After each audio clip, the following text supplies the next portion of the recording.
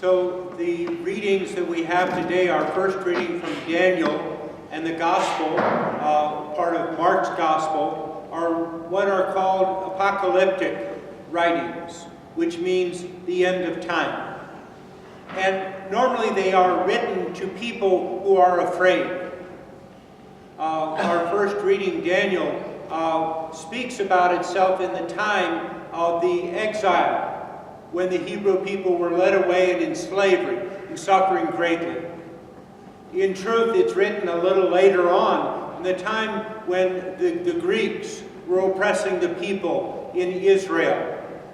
And then a little later on, these kinds of writings were important when the Romans came and oppressed the people in Israel.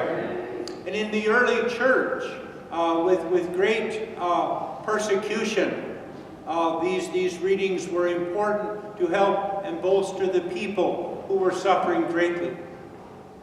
Aren't you glad you're not living in times that are frightening?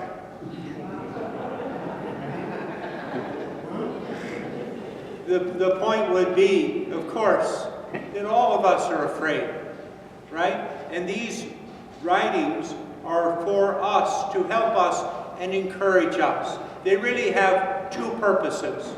And the first of these is to offer encouragement, perhaps consolation, in times of fear. We look at our world.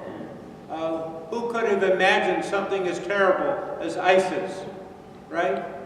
Or we look at crowds, millions of people who are seeking safety, fleeing for their lives, and we worry about them. And then as they come close to our country, we worry about ourselves.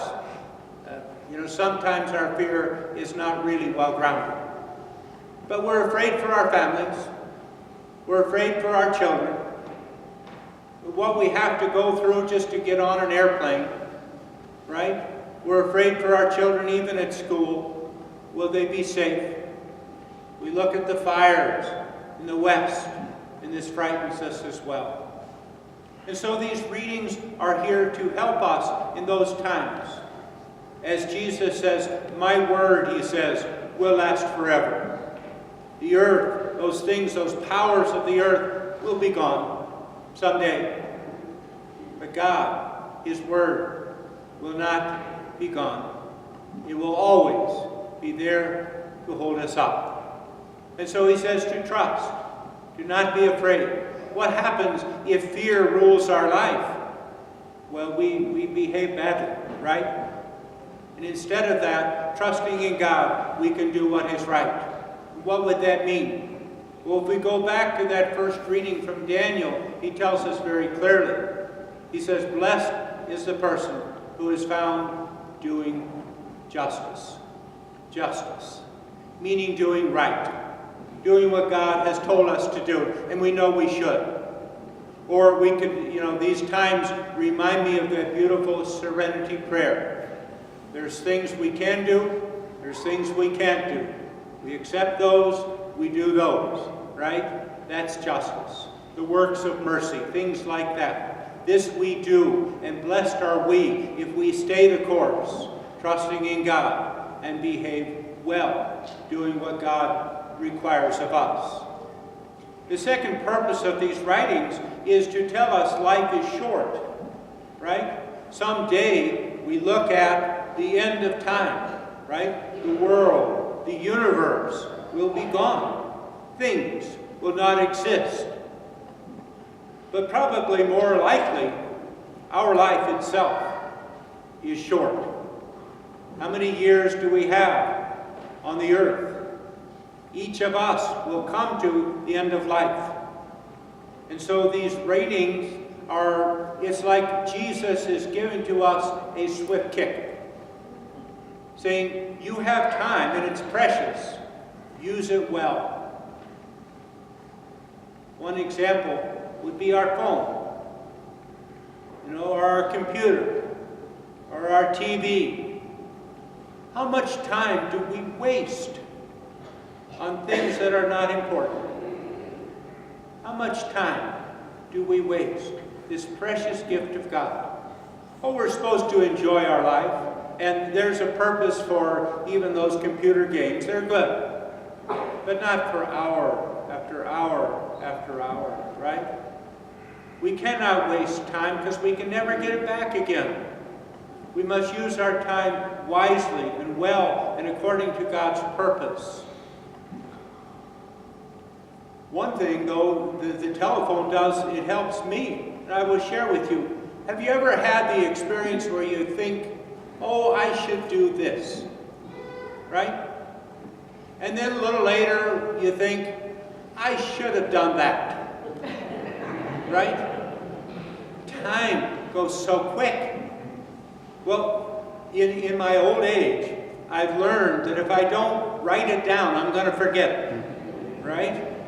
So that's where my phone is so helpful. I have a calendar there, and I just write it real quickly there. I should do this, and it's there on my calendar, reminding me to do it. There's 3 people who are very precious in my life. One of them, a man who is in prison. And so I have him in my calendar, and a reminder every month, his name pops up. And I know when I see that name, I should either pray for him, write to him, visit him, or call him. Well, I can't call, and he's too far away to visit, so I write to him once a month. A few years ago, I had this thought, I should contact him regularly. And I suddenly realized that I'd put it off, because, what do you write to a person in prison, right? So I had put it off more than a year, these should and should-dos. And that's when I began to use my calendar. Now, every month, I send him a letter. Another person who had normally been coming to this Mass in a wheelchair now is in the nursing home. Cannot come to church. Again, I should go visit her. In my calendar, once a month I think of her, pray for her, and most of the time I will visit her. Another man who is a good friend of mine, his wife died last year. He's very sad and very alone. So once a month I call him. How are you doing? He so appreciates that call. My calendar tells me to do it. I hope eventually to have many more names on that list that pop up once a month, reminding me to think, to pray, to visit, to call. It's a good way of not forgetting or putting off until it never happens. I can remember 2 times in my life where I said to myself, you should go visit this person. But I put it off, and I put it off until it was too late. Now they died. And so the rest of my life I will say, I wish I had visited them, but I did not. Now I cannot. Time is so precious. Let's not waste it. Let's use it wisely and well and according to God's purpose. Let's follow God's will in our life. And yeah, enjoy the time you are here, but enjoy your time together with family. Enjoy your time serving the Lord. Enjoy your time not wasting it. It is so easy to get hooked on those things that want our time. Let's decide how to use time, that precious short time we have here on earth. Let's decide and use it wisely and well and according to God's purpose.